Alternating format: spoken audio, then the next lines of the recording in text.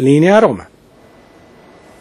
Sono quasi 1800 i notai italiani riuniti a Milano dall'8 al 10 novembre per il 50° congresso nazionale del notariato. Per la prima volta sarà aperto al pubblico con molte iniziative dedicate ai cittadini. Donatella Negri.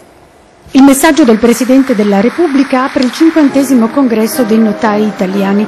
Al centro c'è il valore economico della sicurezza giuridica e il diritto per lo sviluppo. Tema attualissimo e cruciale per una professione di garanzia, tanto più in una stagione di grandi riforme strutturali. E la presenza del Ministro Maria Elena Boschi lo conferma, ripetendo: abbiamo ripreso a correre, oggi abbiamo bisogno di correre di più.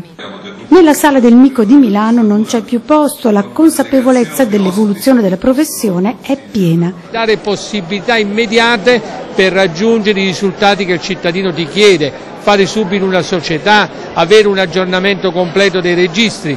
Decisivo ruolo definito dal vicepresidente del CSM, baluardo di legalità, sul fronte del riciclaggio. Nel nostro Paese abbiamo un'economia legale in difficoltà ma sana, che è erosa dall'economia legale e criminale da un lato e da fenomeni anch'essi illegali sovranazionali che sono in veloce evoluzione. Un confronto interno, ma non solo. I saloni del Mico aperti al pubblico, una mostra sui testamenti e consulenze gratuite sull'acquisto delle case, l'apertura di aziende, le tasse, con una guida in 13 lingue.